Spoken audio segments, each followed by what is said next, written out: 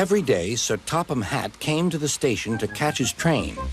"Hello," he always said to Thomas. "Don't let the silly freight cars tease you.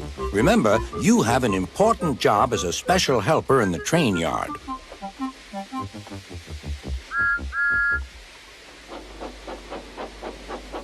There were lots of freight cars, and Thomas worked very hard pushing and pulling them into place.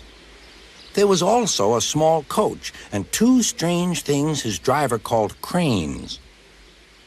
"That's the breakdown train," he told Thomas. "The cranes are for lifting heavy things like engines and coaches and freight cars."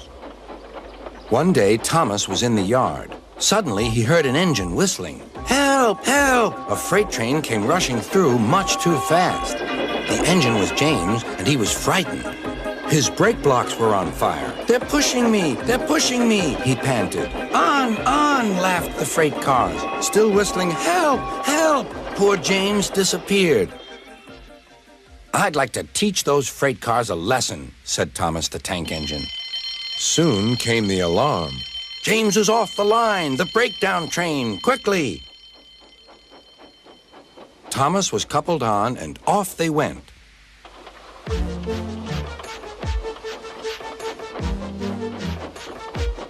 Thomas worked his hardest. "Hurry, hurry, hurry," he puffed. He wasn't pretending to be like Gordon. He really meant it. "Bother those freight cars and their tricks. I hope poor James isn't hurt."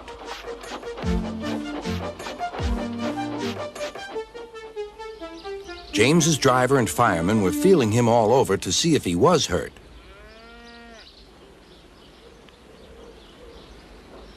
"Never mind, James," they said. "It was those silly freight cars and your old wooden brakes that caused the accident."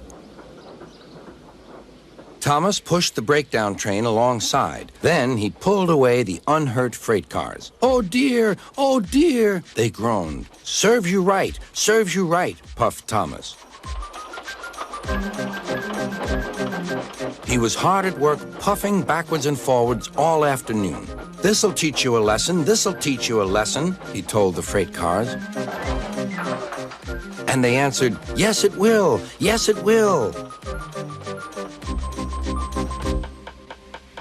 They left the broken cars. Then, with two cranes, they put James back on the rails.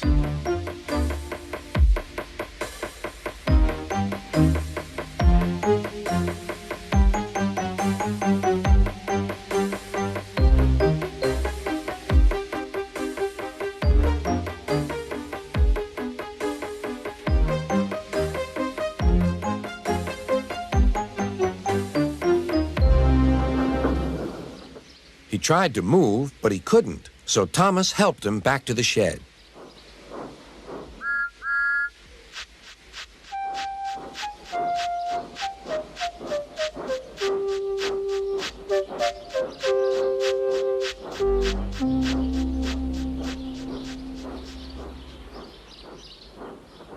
Sir Topham Hatt was waiting anxiously for them. "Well, Thomas," he said, "I've heard all about it, and I'm very pleased with you. You're a really useful engine. James shall have some proper brakes and a new coat of paint, and you shall have a branch line all to yourself." "Oh, thank you, sir," said Thomas. Now Thomas is as happy as can be. He has a branch line and two coaches called Annie and Clarabelle. He puffs proudly backwards and forwards with them all day.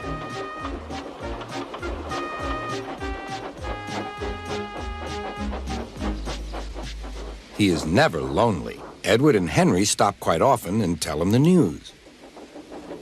Gordon is always in a hurry, but never forgets to say, "Boop, boop," and Thomas always whistles, "Beep, beep," in return.